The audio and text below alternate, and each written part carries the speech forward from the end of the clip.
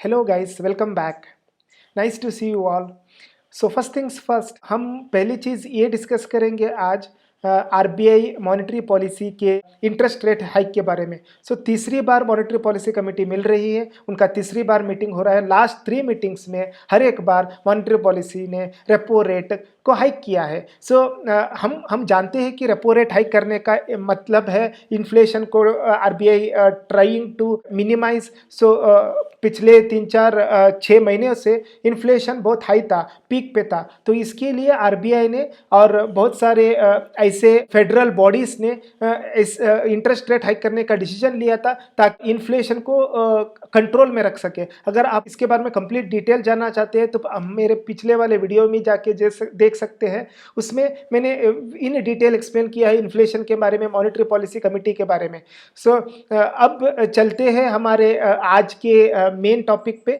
तो आज जिस स्टॉक के बारे में डिस्कस करने जा रहा हूँ, ये स्टॉक बहुत ही अच्छी तरीके से ग्रो कर रही है। लास्ट फ्यू मंथ्स में जो कि इन्फ्लेशन पीक पे था, इस स्टॉक ने बहुत अच्छी तरीके से रेजिस्टेंस दिखाया है और लास्ट कुछ 15 या 20 दिनों से ये अच्छे रैली भी दिखा रही है। और इस कंपनी का नाम है Gujarat Narmada Valley Fertiliser Chemical Limited. ये स्पेशलिटी केमिकल्स में डील करती है, ये फर्टिलाइजर्स में डील करती है और एक छोटा सा हिस्सा ये आईटी प्रोडक्ट डिवीजन में भी काम करती है। सो अगर हम देखेंगे जेएनएफसी के मैन्युफैक्चरिंग एंड मार्केटिंग गौर करते हैं तो हम देखते हैं कि fertiliser, pesticides, industrial chemicals and IT product division, ये चार इसका मेन रेवेन्यू जनरेटिंग एजेंट्स है। अगर हम जानना चाहते हैं कि किस टाइप के स्पेशल केमिकल्स में डील करती है तो उसके लिए हमको कंपनी के एनुअल रिपोर्ट्स पढ़ना पड़ेगा। सो एनुअल रिपोर्ट्स में मैं आ चुका हूं। अगर हम देखेंगे इधर तो कैल्शियम कार्बोनेट जो कि वेरी वेल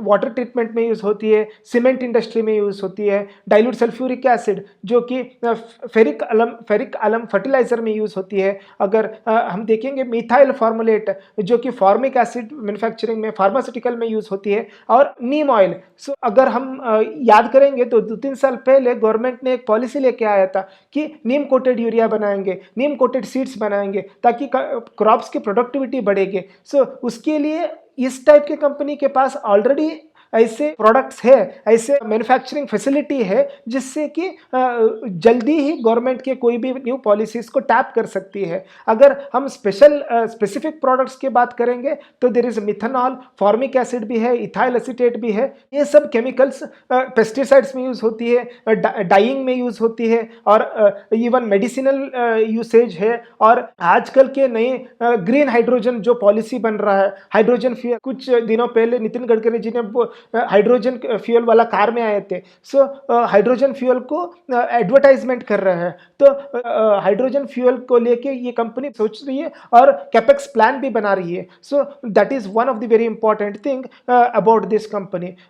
अब हम डायरेक्टली चलते हैं कंपनी के फंडामेंटल्स पे। कंपनी का मार्केट कैपिटलाइजेशन अराउंड 12,000 करोड़ है जो कि small cap mid cap range में आती है। Stock P is around 7 and return on capital employed, return on equity is as high as 33% and 25% respectively. और बहुत ही इंपॉर्टेंट चीज है, कंपनी डेप्ट फ्री है, 0.00 डेप्ट टू इक्विटी। अगर इतनी अच्छी तरीके से कंपनी ग्रो हो रही है और डेप्ट जीरो है तो हम इस कंपनी पे थोड़ा भरोसा कर सकते हैं। और very important thing is price to earning growth ratio भी 0.17 जो कि बहुत अच्छा नंबर माना जाता है। अगर हम इसके स्टॉक पे के हिसाब से अगर इसी का कंपनी का पी ओवर लास्ट 3 इयर्स देखेंगे तो 6.7, तो वही पे एवरेज 6.7 पे डील कर रहा है। और अगर हम इंडस्ट्रियल पी के बारे में देखेंगे तो इंडस्ट्रियल पी है 10.7, तो हमको ये सस्ते दाम में मिल रहा है। We are getting it at a very cheap price. And let us quickly go to the quarterly result. तो देखेंगे कि सेल्स लास्ट क्वार्टर जो कि मार्च 2022 में था, सेल्स ऑल टाइम हाई पे था और ऑपरेटिंग प्रॉफिट भी ऑल टाइम हाई पे था। और इंटरेस्ट रेट जैसे कि मैंने बोला है कि इस कंपनी डेप्ट फ्री है तो इंटरेस्ट भरने का नौबत नहीं आती। सो प्रॉफिट, सब कुछ प्रॉफिट में ही तब्दील होता है। और ईपीएस भी 41.39 in a single quarter. This is a very good number, you will have to understand. And next another important thing is with the investment इस कंपनी का बहुत अच्छी तरीके से बढ़ रहा है. It has been growing consistently and if you see the assets of the company there has been a growth in the cash equivalent and there is even the growth in the inventory of this company. So this is a very good thing with respect to the company. हमको बहुत ही अच्छी तरीके से समझना पड़ेगा इन चीज़ों को. And coming back to the share holding pattern, तो हम देख रहे हैं कि द FIIs जो कि फॉरेन इंस्टीट्यूशनल इन्वेस्टर्स हैं वो भाग रहे थे दिसंबर से दूसरे कंपनीज में. बट अगर यहाँ पे देखेंगे तो उनका पोजीशन इस कंपनी में अच्छा हो रहा है.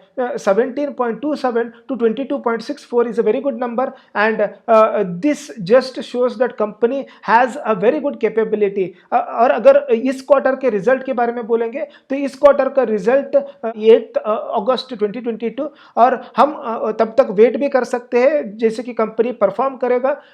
बहुत ही अच्छी पॉजिटिव रिव्यूज है, बहुत ही अच्छी पॉजिटिव रिस्पॉन्स है इस कंपनी के बारे में. But we can still wait and watch and make our decision, informed decision on investment post that as well. So now coming back to the technical chart, मई से ये थोड़ा प्रेशर में था जो कि इन्फ्लेशन की वजह से सारे कंपनी सब कुछ प्रेशर में था जो 500 लेवल पे था 30 जून में, और एक महीने में ये 772 लेवल तक पहुंच गया है. And does it have a very still potential to grow. इसके लिए जानने के लिए 52 वीक हाई पे देखेंगे तो 912 पर भी गया. Share value has gone up to 912. So it has a potential and it again depends on the result which this company is going to give this quarter. So वो एक इंपॉर्टेंट चीज थी. और प्रीवियस क्वार्टर का con call discussion में देखेंगे तो capex plan क्या क्या है इस कंपनी के बारे में वो जानने के लिए आसान हो जाएगा. यहाँ पे देखेंगे तो the cash flow has been very healthy.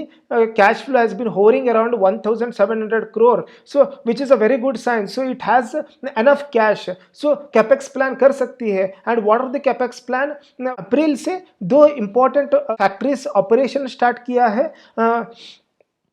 और एक चीज़ है जो 2 नए प्रोजेक्ट्स आ रहे हैं. One is 4 megawatt solar power plant which will be around Q3. सो इस ईयर के फाइनेंशियल ईयर के क्वार्टर 3 में स्टार्ट होगा. और एक capacity expansion of 50,000 metric tonne हो रहा है. सो ये बड़ी चीज़ बन जाती है. और एक चीज़ है investing on polycarbonate and 400 crore pertaining to green hydrogen. ये भी चीज़ मैंने बोला था green hydrogen it is going to be the future. Company बहुत ही अच्छी तरीके से ग्रीन हाइड्रोजन पे भी काम करना शुरू कर रही है. हम देखेंगे पॉलीकार्बोनेट ऐसी चीज़ें हैं जो कि ग्लास टाइप मटेरियल है. आजकल की फैक्ट्रीज में, ऑफिस स्पेस में, हाउसेस में ग्लास फ्रेम्स यूज हो रहे हैं and no company in India produces this. So this will be one of the first company to start the production of polycarbonate. That will be a very good important thing with respect to this company. So there are a lot of positives about this company and my verdict on this company is I am bullish on this company, but we can still consider the results which are going to be announced the coming Monday and make our position in this company based on that. So also please note this is just my understanding about this company. Please do make your financial decision based on advice from your financial advisor or your own financial will. This is not a buying and selling recommendation video, so please note that. And if you do like this video, do like, share and subscribe and keep supporting. Let us meet in the next video. Thank you very much.